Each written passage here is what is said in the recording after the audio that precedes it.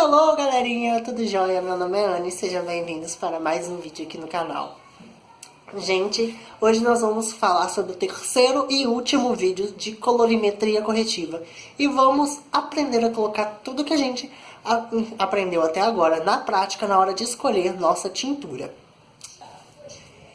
Então, se vocês ainda não viram os dois primeiros vídeos sobre colorimetria corretiva, já dê um pause nesse daqui e vai lá assistir os outros dois que estão linkados aqui embaixo. O primeiro sobre tons e melanina e o segundo sobre a estrela de Oswald.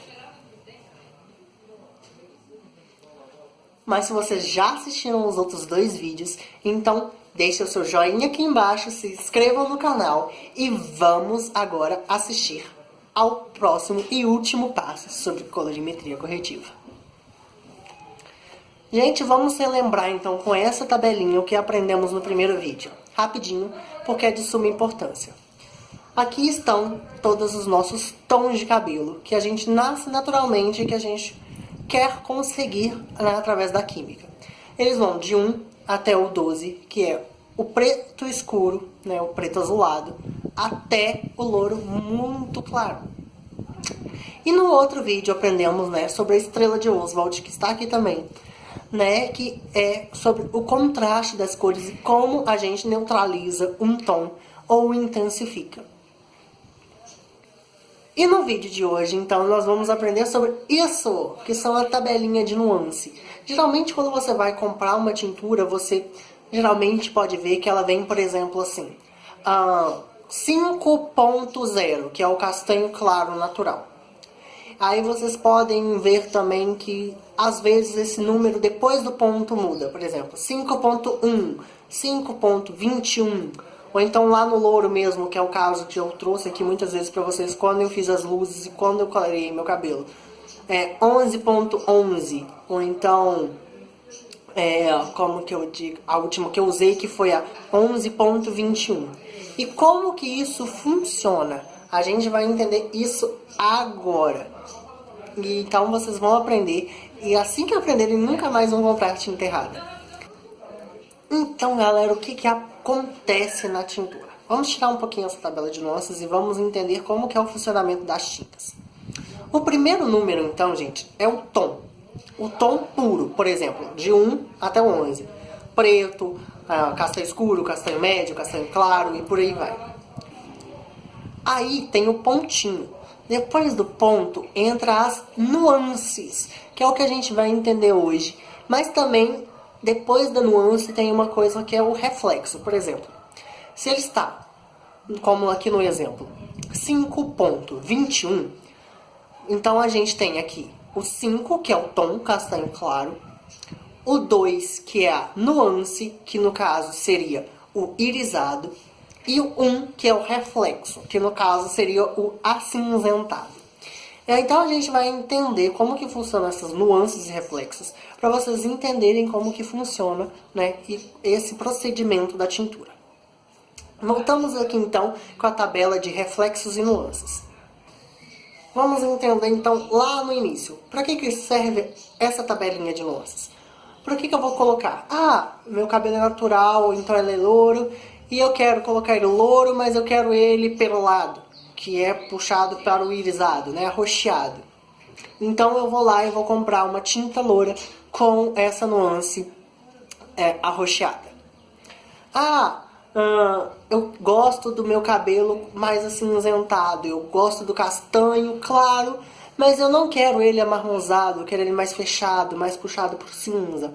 Então eu vou comprar a tinta 5.1, que ou seja, é acinzentada. E como isso funciona na colorimetria corretiva, que é o foco do vídeo. Nossa, eu passei uma tinta, meu cabelo esverdeou. O que eu faço? Eu vou lá, passo outra tinta, mas coloco um mix corretor, que vem geralmente com essas nuances. Se meu cabelo ficou esverdeado, eu vou colocar um pouco de vermelho na próxima tintura para quebrar o verde. Nossa, meu cabelo tá roxo, eu passei violeta genciana, o que eu faço? Eu vou lá e coloco um pouco de mix dourado, ou seja, que é o ponto 3, porque o amarelo é oposto ao roxo, então eu vou tirar o roxo com o amarelo. Mas às vezes não é bem o que a gente quer, né? Porque a gente quer matizar o louro e a gente não quer ele muito dourado. Mas se você passou um pouquinho, né, de violeta gerenciana demais, o jeito de quebrar é um pouquinho, né, uma matização num tom dourado. Então vamos estudar essa tabelinha de nuances para entender como que funciona, né, essa numeração das tintas. O 1, gente, então seria os reflexos azulados ou acinzentados. Então toda tinta que você vê, por exemplo, ponto 1 ou ponto 11 é porque tem os reflexos e as nuances em cinza. A 2 é o irisado ou reflexo violeta. Então todas as tintas que você vê, por exemplo, 20, ponto 20 ou então ponto 22 é o reflexo arroxeado e irisado.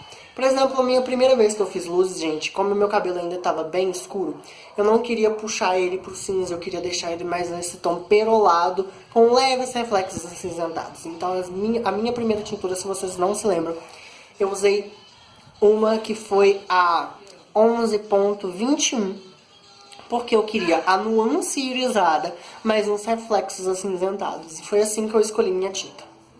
Já a segunda vez que eu tava com o louro bem claro, eu usei a Alpha Path 11.11, porque eu queria o louro claríssimo, mas eu queria bem acinzentado, porque eu estava tentando chegar ao Granny Hair.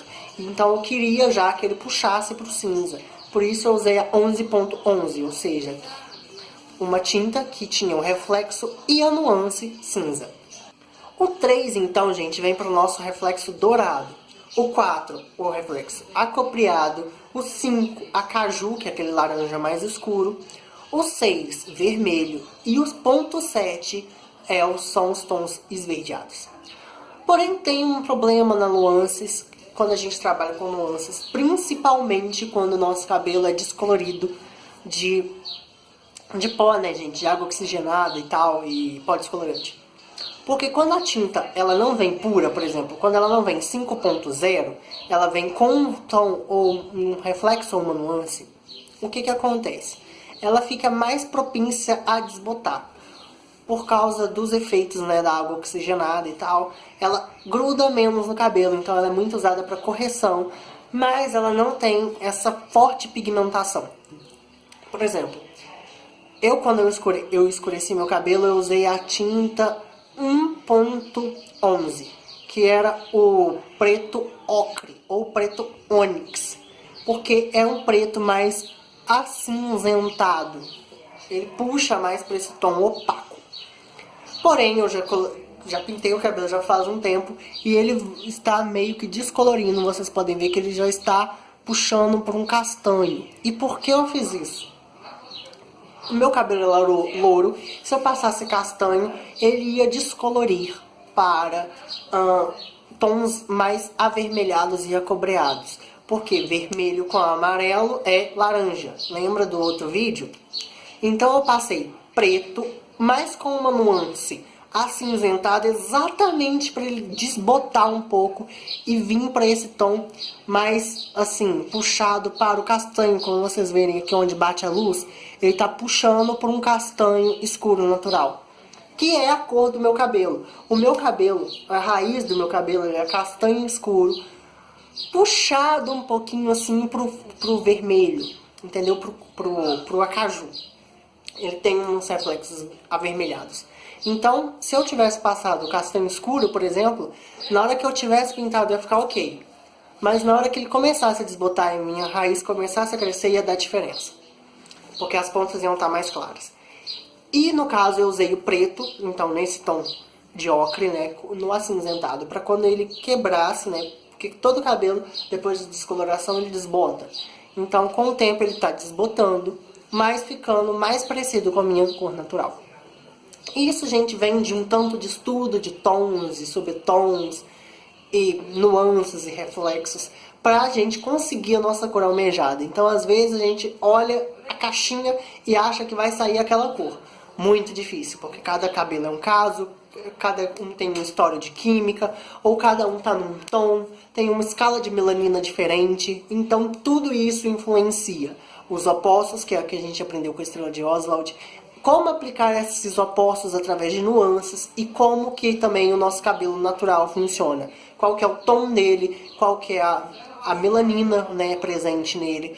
E tudo isso influencia pra gente chegar ao nosso cabelo perfeito. E é por isso que eu disse no decorrer dos outros 2 vídeos, que é muito importante que a gente recorra a um profissional na hora que a gente quer fazer uma colorimetria corretiva, porque são N fatores que influenciam e às vezes a gente não pode enxergar todas as possibilidades de quebra que pode dar no nosso cabelo, de tom, não quebra de química, mas quebra de tom, ou seja, todas as possibilidades que tem de dar errado, ou da nossa cor desbotar e não ficar aquilo que a gente queria, ou N fatores que podem acontecer. Mas então é isso, galera. Com isso eu encerro esse especialzinho, né, de colorimetria corretiva que foi pedido da Carolina.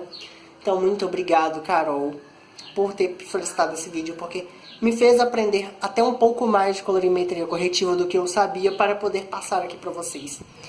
Então se vocês já gostaram, deixem o seu like, se inscrevam aqui embaixo no canal e não percam os próximos vídeos, galera. Então, se vocês querem saber mais alguma coisa sobre cabelo e se for possível ajudar, deixem aqui embaixo nos comentários ou lá no Instagram sugestões, né, de temas para mim trazer aqui pro canal.